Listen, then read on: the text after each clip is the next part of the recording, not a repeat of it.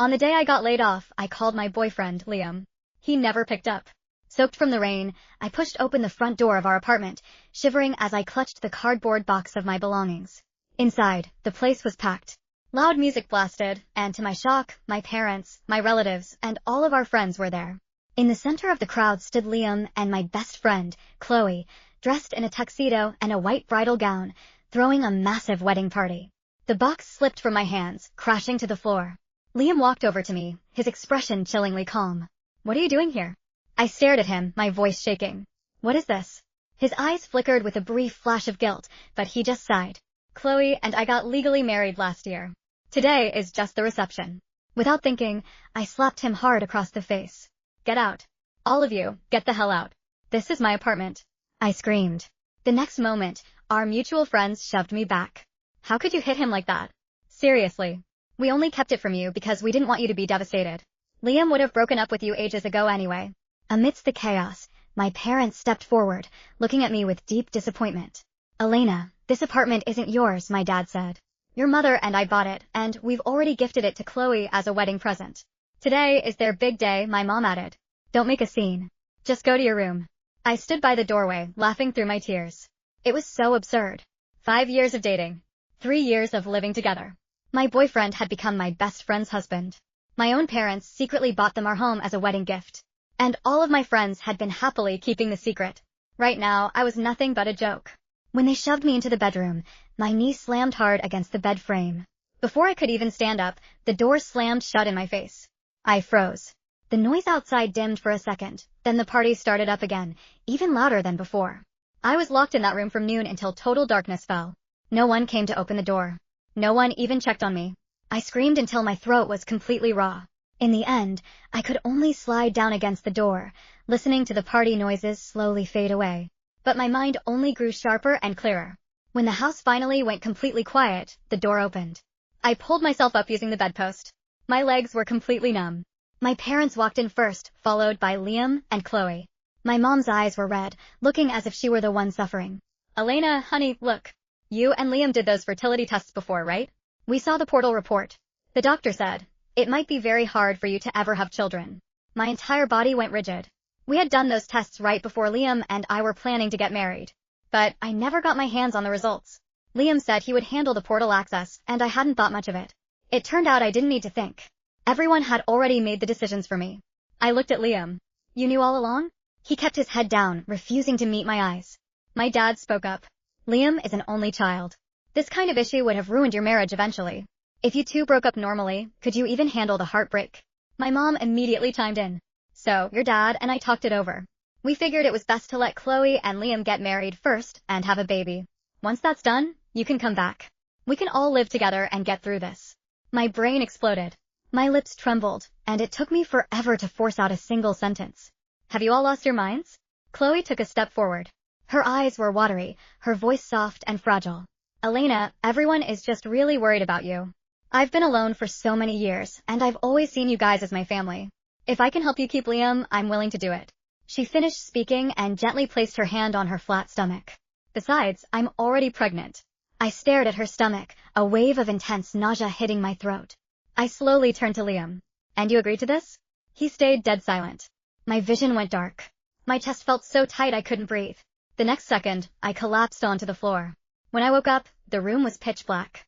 I fumbled around for my phone. The moment the screen lit up, notifications flooded in. Missed calls, messages from former coworkers, and over 100 unread alerts in our group chat on Snapchat. I tapped into it. At first, some people were asking why Liam had suddenly married Chloe. But then, the tone shifted. Someone wrote, "Oh my god, my favorite ship actually became canon. Right? Chloe is so sweet and gentle. Elena has such a bad temper and is always so dramatic. No guy could stand her." I scrolled down and saw another message. "Remember when Liam worked overtime until midnight and she still forced him to drive across town to get her takeout? So annoying. Total spoiled princess." Exactly. She deserved to get dumped. I stared at those words, my hands turning ice cold. On that night, Liam had been the one who insisted on buying me food, telling me to just name what I wanted. I had even told him to forget it because it was too late. He had laughed and told me it was fine. But in everyone else's mouths, it became proof of my selfishness. With my heart squeezing painfully, I instinctively typed a message into the Snapchat group. You all knew about this? The chat went dead silent for a second. The next second, a notification popped up. You have been removed from the group. They didn't even bother to give me an explanation. I sat on the edge of the bed and let out a soft, hollow laugh. It wasn't just my parents. It wasn't just Liam. My friends, my coworkers. Everyone had been lying to me. I stood up and started packing. I didn't want to stay in this place for another single minute. When I dragged my suitcase out, the living room was still decorated with white drapes and fresh flowers. Unfinished wedding favor boxes were scattered on the table, and Chloe's jacket was tossed casually over the sofa. It was as if they couldn't wait to make this place their new home. As I was packing, I suddenly noticed the birdcage by the window was empty. I froze. Where's my pet bird? My mom was clearing the table outside. She didn't even look up. Chloe said keeping him locked up was too cruel, so she let him go. The clothes in my hands dropped right back into the suitcase. She let him go? Chloe, sitting on the sofa, said softly, I was just doing what was best for him. It's so sad to keep him in a cage. Isn't freedom better? I spun around to face her, my voice shaking violently. He is a domesticated parrot. He can't survive in the wild. She flinched as if I had terrified her, her hands immediately guarding her stomach. How was I supposed to know? I was just trying to be nice. Nice? I glared at her. I raised that bird for years. I turned to my parents. That was the birthday present you gave me. And you just let her release him. My dad frowned, completely dismissing it. It's just a bird. It's gone. If you want another one, we'll buy you a new one later. Buy me a new one. I stood there, suddenly finding myself completely speechless. I went back to packing in silence. Seeing that I was actually leaving, my mom finally got anxious. Stop acting out, Elena. You just lost your job. Where are you going to go by yourself? We did all of this for your own future. I picked up my suitcase and looked at her. If this is your idea of doing what's best for me, then you should have never given birth to me in the first place. I turned and walked toward the door. My dad's booming voice echoed from behind. Elena Vance, if you walk out that door today, don't you dare ever come back. I didn't stop. Just as I reached the door, Liam finally spoke. It's still pouring outside. Don't do anything reckless. I looked back at him. Liam, don't ever speak to me again. His face turned incredibly pale. I carried my box down the stairs, the cardboard cutting painfully into my arms. I ended up checking into a cheap, run-down motel. The room was tiny. The window wouldn't close properly, rattling loudly every time the night wind blew. I barely slept that night. I had lost my job, my home, and my boyfriend. My best friend was now his wife, my parents were on their side, and even my friends were laughing at me behind my back. But the moment the sun rose, I forced myself up to start sending out resumes. I had to survive. I used to be a top performer at my old company. I thought that no matter how unlucky I was, I could at least find a decent job. But reality was much harsher than I expected. At the first company, the interview went amazingly well, but they suddenly called back to say the position had been filled. At the second company, I went in person, but after the interviewer took a quick phone call, their attitude turned cold. The third company was even more direct. They didn't even let me pass the lobby. After getting rejected repeatedly, I finally realized something was wrong. It wasn't until I was standing outside a restroom at an office building that I overheard two girls whispering inside. Yeah, that's her. Vivian said she got fired from her last job for being a homewrecker. I heard she tried to steal someone's husband. Who would dare hire a person like that? I stood frozen, my blood running cold. My cousin Vivian worked at my old company, and she had been at the wedding reception that day. I immediately took an Uber straight to my old office. The moment I walked in, I noticed everyone stealing glances at me. Some quickly pretended to be busy, while others whispered near the break room. I walked straight up to Vivian's desk. Are you the one spreading those rumors about me? Vivian looked up, acting completely innocent. What rumors? That I'm a homewrecker. That I tried to steal someone's husband. That I got fired because of it. She leaned back in her chair and scoffed. I didn't lie. I just told people exactly what I saw at the party. I laughed out of sheer anger. I was the one who was betrayed. But the moment I said that, the whispers around us only grew louder. Clearly, nobody believed me. Right then, Chloe walked in. She was there to hand in some paperwork, and she stumbled right into the scene. I stared at her as if grabbing onto my last piece of evidence. Tell them. Tell them who actually stole from whom. Was it you and Liam who went behind my back? Everyone's eyes locked onto Chloe. Her face drained of color. She instinctively shielded her stomach, her voice barely a whisper. Elena, please don't do this. I'm pregnant. With that single sentence, she sealed my fate. The looks of disgust from the bystanders solidified. Tears streamed down Chloe's face as she took a half step back. Things are already like this. The baby needs a father. If you want to blame someone, blame me. Just stop making a scene, okay? I looked at her, my chest so tight I could barely draw breath. In the end, under the judgmental stares of dozens of people, I was escorted out of the building by security. Rent was due, and I needed to eat. No matter how angry I was, I had to survive first. Eventually, I took a job as a waitress at a local restaurant. One night, the shift manager asked me to bring hot tea to one of the private dining booths. The moment I pushed the door open, I froze. My parents, Liam, Chloe, and a few of our relatives were all sitting inside. They were laughing and talking, looking like a perfect, happy family. And there I was, wearing a cheap apron, holding a teapot. The booth fell into dead silence. My mom's face twisted instantly. Liam looked up and froze when he saw me. Only Chloe, after a brief shock, gently rested her hand on her stomach. I gripped the tray tightly, my knuckles turning white, but I forced myself to say nothing. I walked in with my head down, pouring tea cup by cup. My mom hissed in a low voice, "How could you work in a place like this?" A relative whispered nearby, "She has a college degree. How did she end up like this? Didn't she used to have a nice office job?" I stood by the table.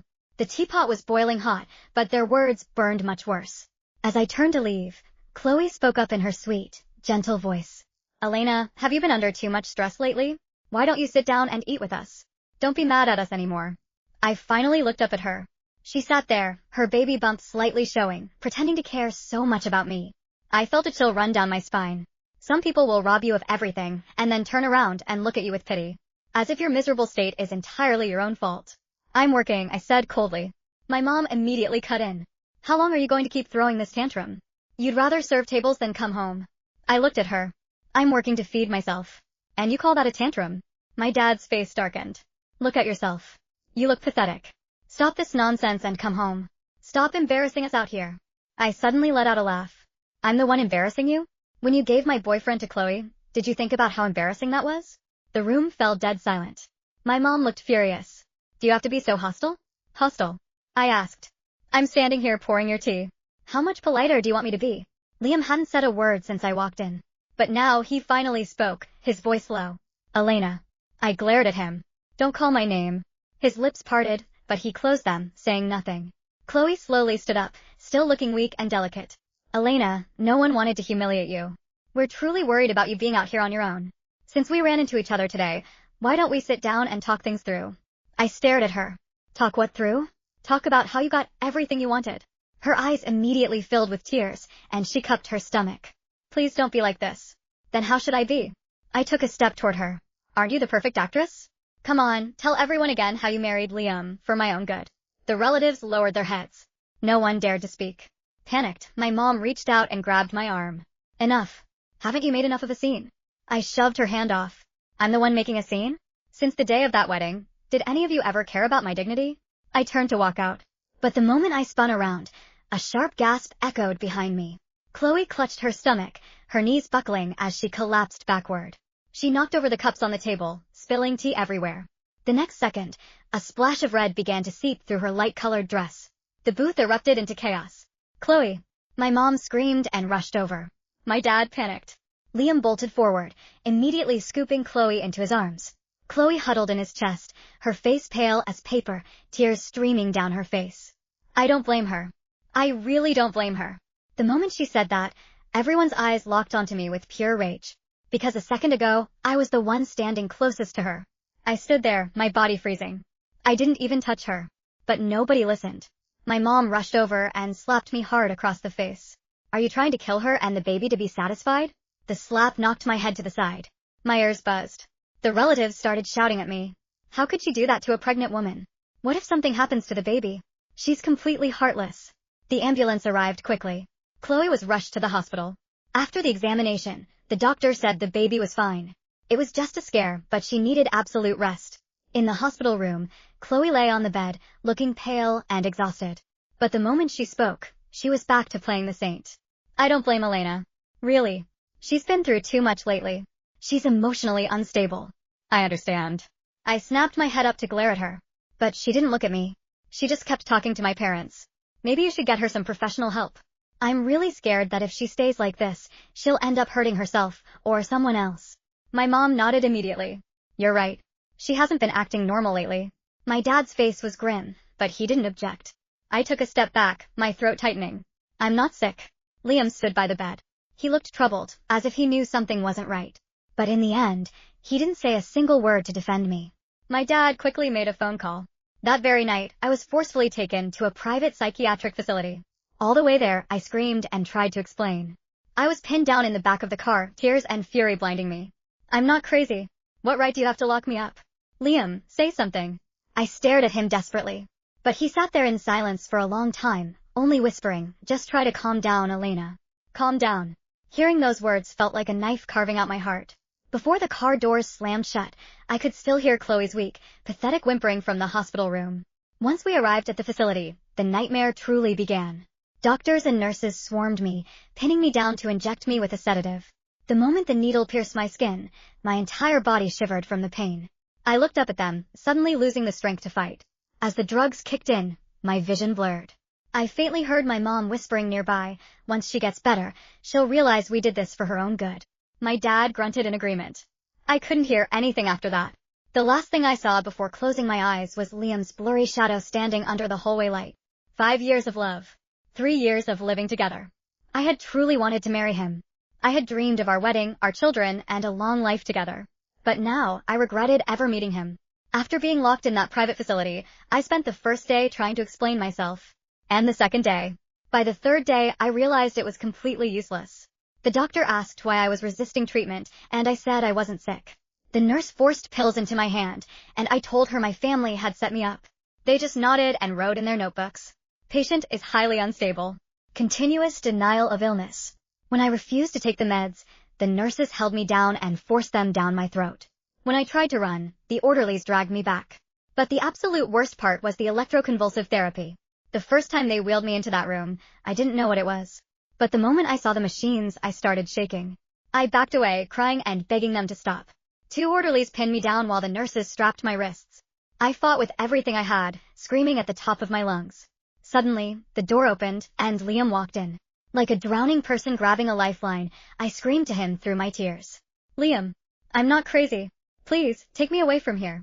The next second, Liam reached out and held my shoulders down. Elena, stop fighting it. It's for your own good. In that instant, my crying stopped. When the needles went in and the electricity surged through my body, my entire frame went rigid. I screamed until my vocal cords practically shredded. When it was over, I threw up so hard I couldn't even stand. But they said I was still unstable. On the consent form for the treatment, Liam had signed his name.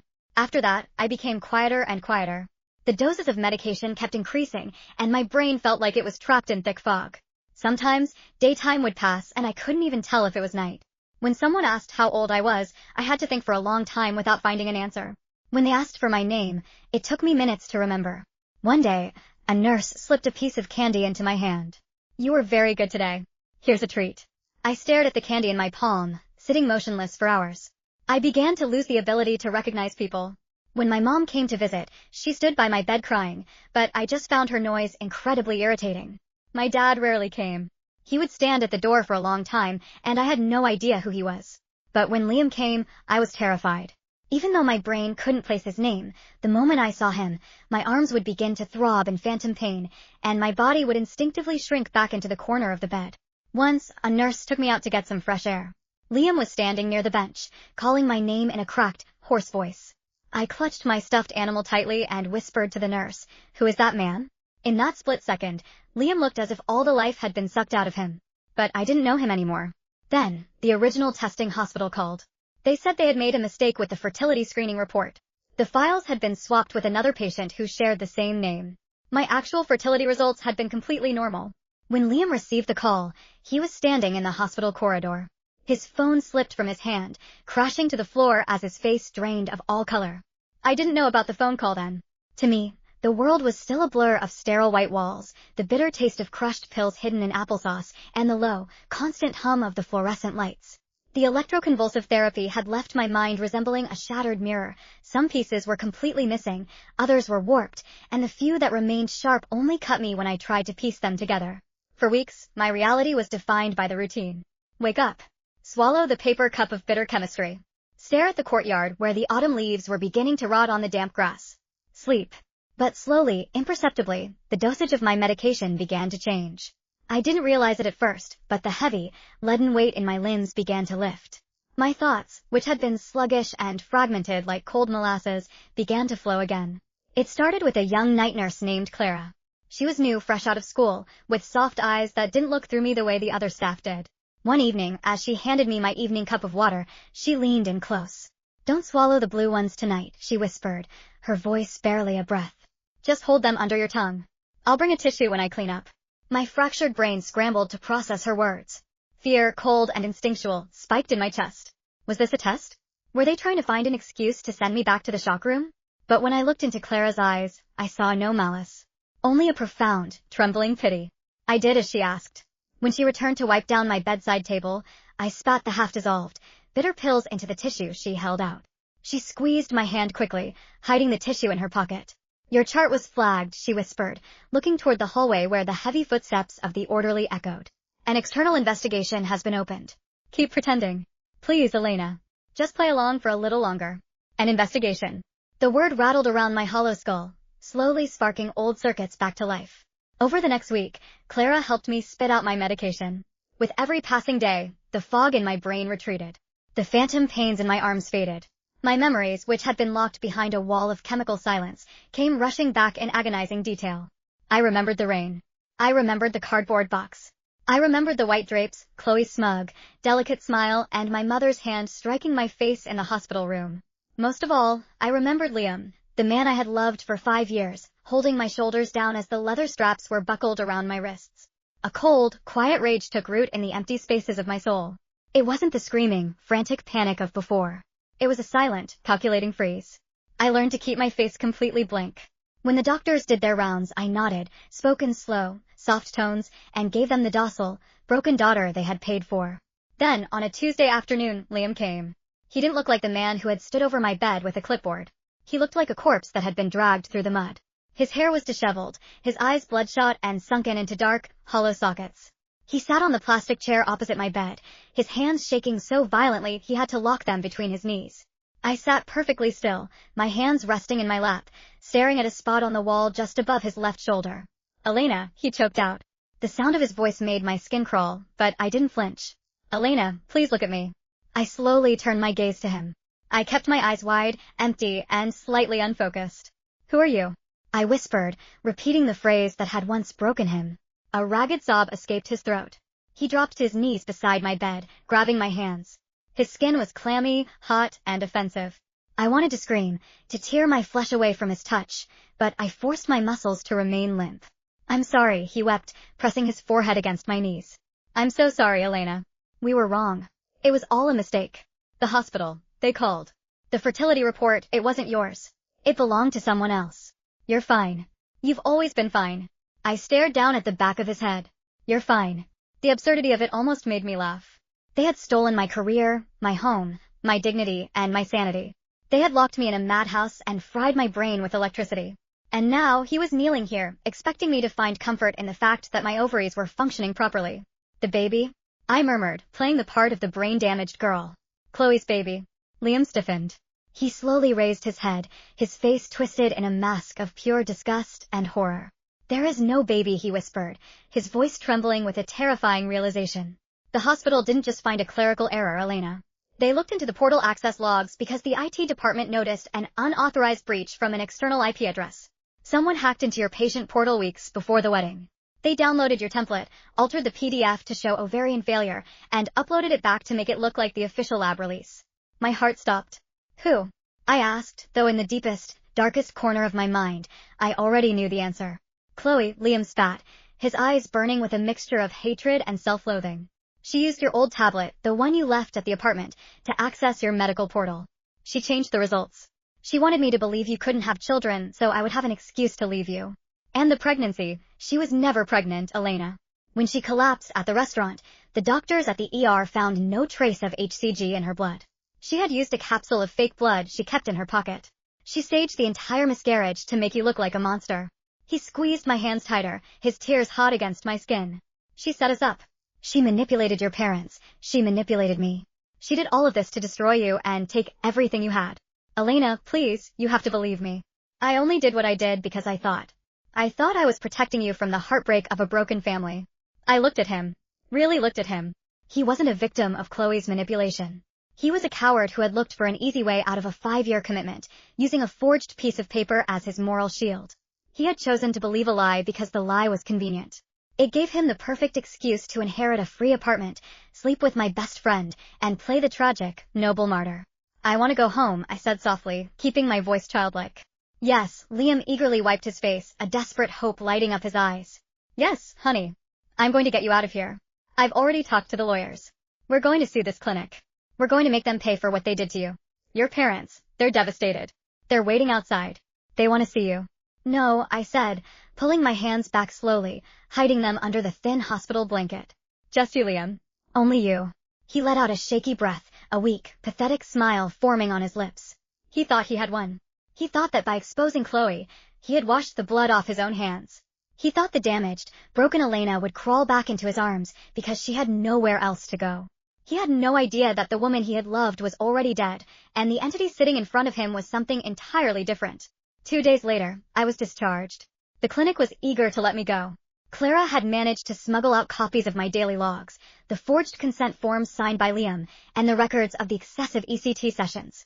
When a high-profile civil rights lawyer, whom Clara had secretly contacted on my behalf, showed up at the administrator's office with a federal writ, the facility practically threw my clothes at me to get me off their property.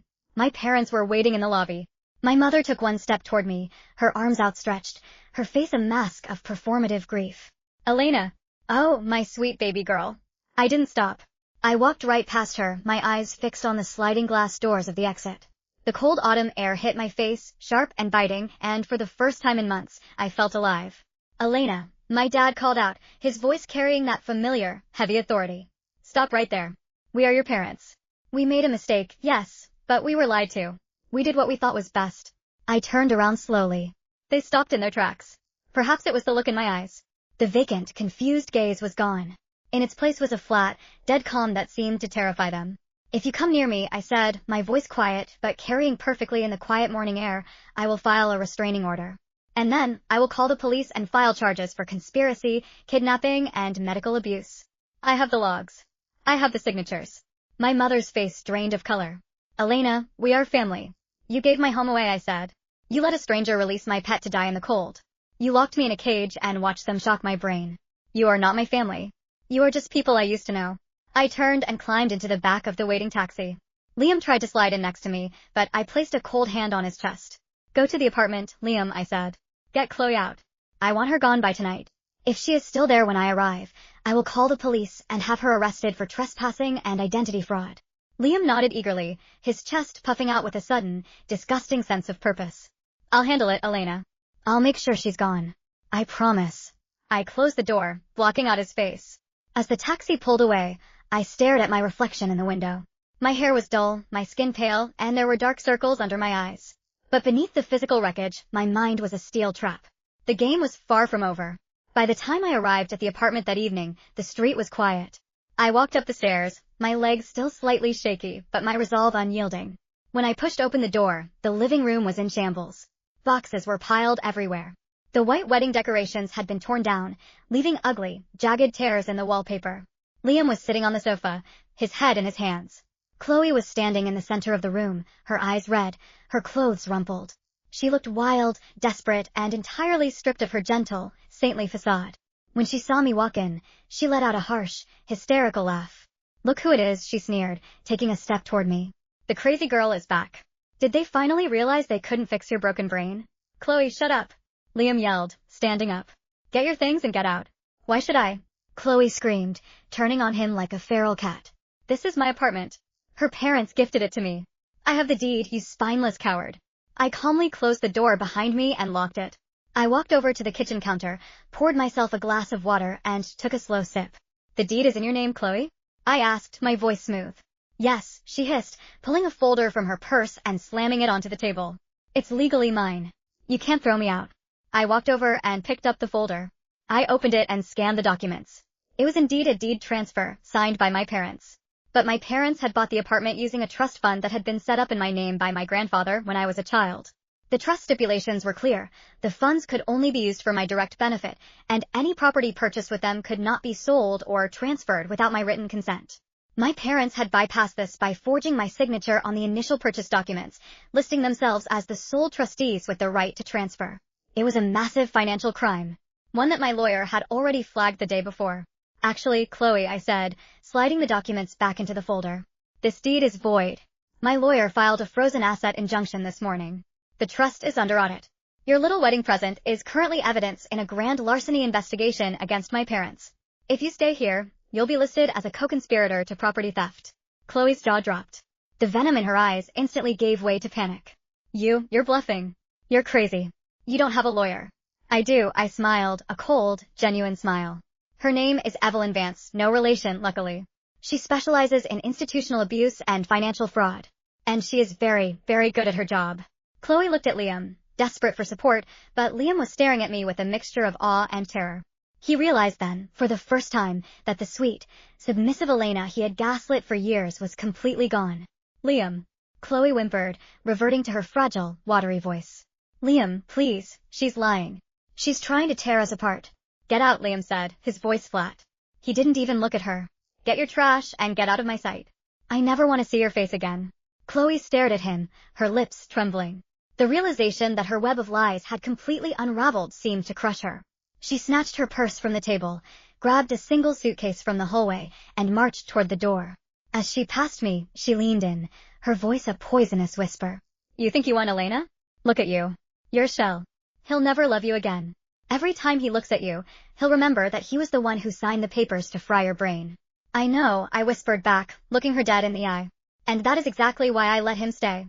She flinched, a sudden realization of my malice striking her, before she slammed the door behind her.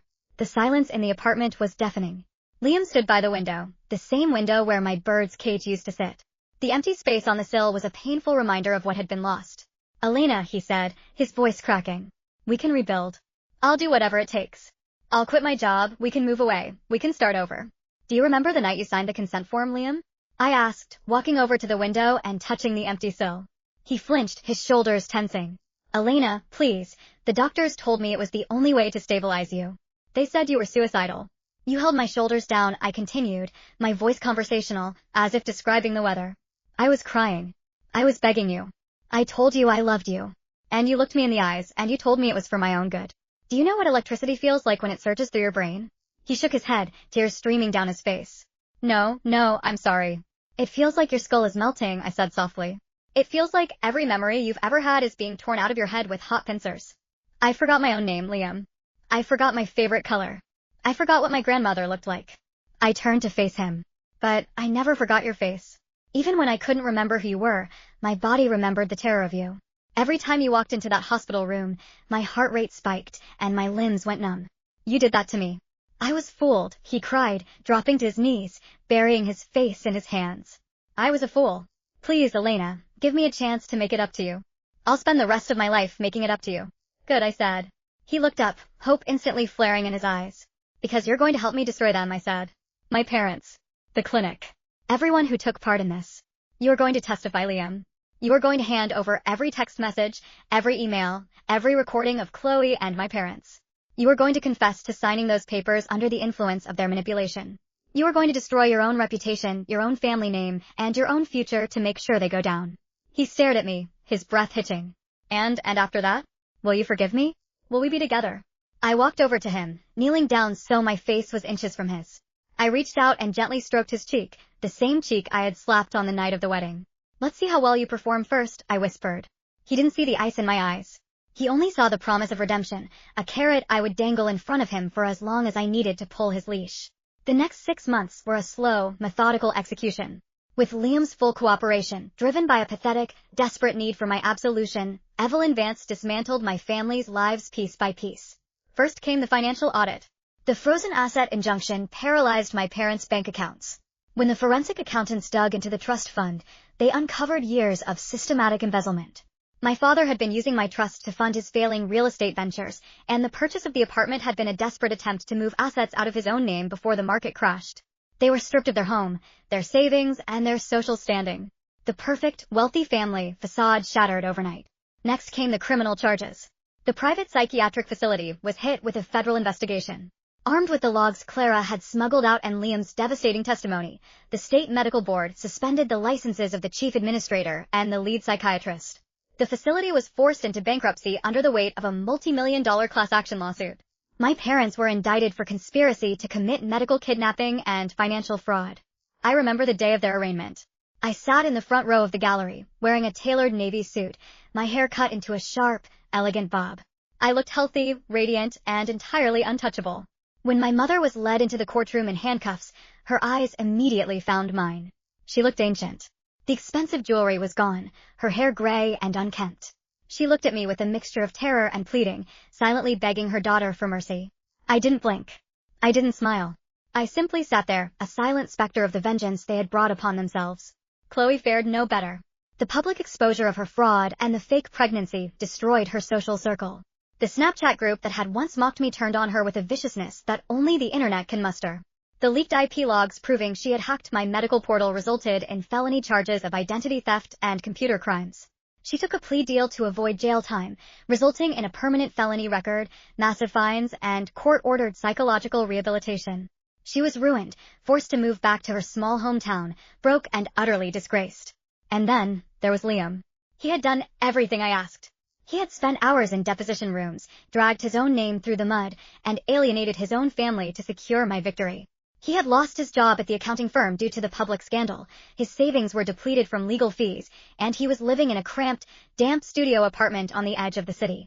On the night the final settlement was signed, he came to the apartment, which was now legally and entirely mine, free of any parental claim. He stood in the doorway, clutching a single, pathetic bouquet of daisies, the flowers he used to buy me when we first started dating. "It's over, Elena," he said, a weary, hopeful smile on his lips. "We did it. They're gone. We can finally start our life now."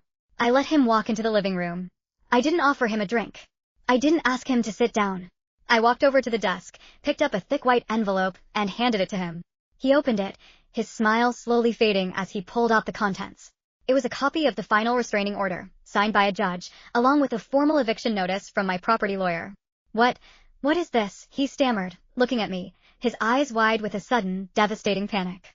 "Elena, I don't understand. I did everything you wanted. I helped you. I love you." "I know you did, Liam," I said, my voice quiet, calm, and utterly devoid of warmth. "And I appreciate your assistance. The state prosecutor said your testimony was key in securing my parents' conviction." "Then why?" he choked out, the daisies slipping from his hand and scattering onto the floor. "Why are you doing this to me?" "Because you signed the papers, Liam," I said, taking a step back, putting distance between us. "You held me down. You watched them shock my brain, and you went home to sleep in the bed we shared. Did you honestly think I could ever look at your face without disgust?" "You used me," he whispered, the realization hitting him like a physical blow. "I survived you," I corrected him. "And then I used the tools you gave me to clear my path. You wanted to make up for what you did. Well, you have. Now, you're dismissed." He stared at me, his chest heaving, tears flowing freely down his pale cheeks. He wanted to argue, to scream, to beg, but he looked into my eyes and saw only an endless, freezing void. There was no anger left to appeal to. There was no love left to exploit. He was nothing to me. Without another word, he turned, his shoulders slumped, and walked out of the apartment. The door clicked shut behind him, and the sound was the most beautiful melody I had ever heard. A week later, the apartment was completely empty of the past. I had sold all the old furniture, repainted the walls a warm, soft cream, and filled the space with green plants that bathed in the morning sunlight. I stood by the window, sipping a cup of hot tea. The wind outside was crisp, but the window pane was solid, keeping the cold at bay. On the sill sat a brand new, open wooden perch. I had refused to buy another bird. You can't replace a life that was lost, and I didn't want to keep anything in a cage ever again. But I had placed a small dish of wild birdseed on the ledge outside. As I watched, a small, bright blue jay landed on the sill. It tilted its head, looking at me through the glass with bright, curious eyes, before stepping down to peck at the seeds. I smiled. A soft, genuine smile that reached all the way to my eyes. My mind was clear. My life was my own. I opened the window just a crack, letting the fresh, cool breeze fill the room, and watched the bird take flight, soaring high and free into the endless, bright blue sky.